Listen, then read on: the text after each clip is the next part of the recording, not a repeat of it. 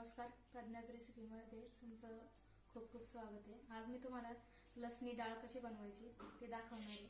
कदाचित तुम्ही लसणी डाळ अजूनपर्यंत कधी बनवलीच नसेल, त्यामुळे मी तुम्हाला स्पेशल लसणी डाळ दाखवणार आहे।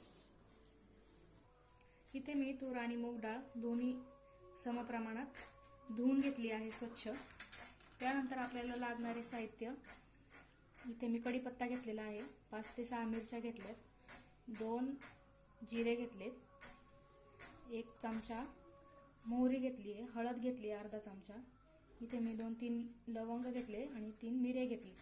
त्यानंतर आपल्याला लागणाऱ्या डाळीसाठी टोमॅटो, कोथिंबीर आणि हा लसूण।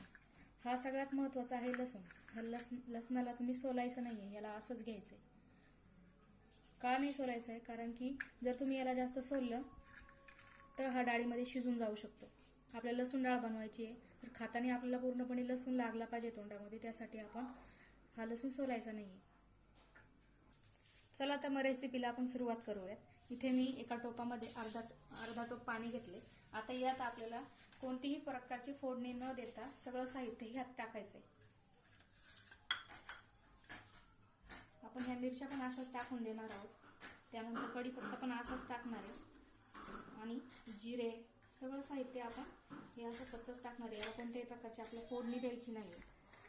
हा मी लसूण पण असाच टाकला याच्यामध्ये।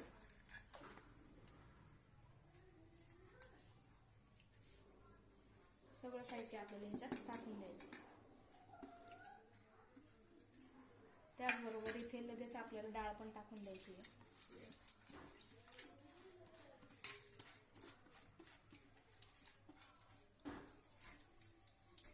आता डाळ टाकून झाल्यानंतर आपल्याला ह्याच्यात थोडीशी कोथिंबीर टाकायची आहे टेस्ट येण्यासाठी। नंतर आपण बाकीची कोथिंबीर जी उरलेली आहे ती नंतर टाकणार आहोत।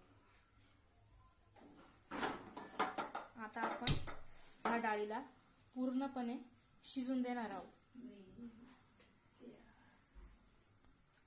आता हे सगळं टाकल्याच्या नंतर आपल्याला शेवटला याच्यामध्ये तेल टाकायचं आहे, 3 चमचे, आणि याच्यात आता सगळ्यात महत्त्वाचं म्हणजे राहिलेलं मीठ।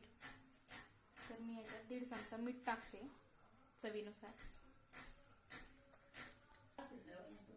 डाळीला आपल्याला 20 ते 25 मिनिटं शिजू द्यायचंय मंद आचेवरती।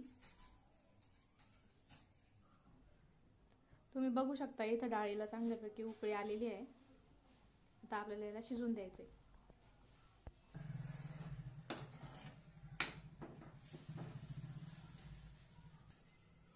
डाळीला उकळी आल्यानंतर आता आपल्याला याच्यावरती झाकण ठेवायचे।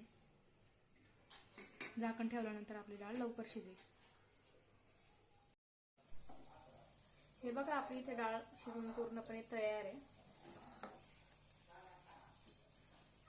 याच्या नंतर आपल्याला याच्यावर कोथिंबीर टाकून द्यायची आहे।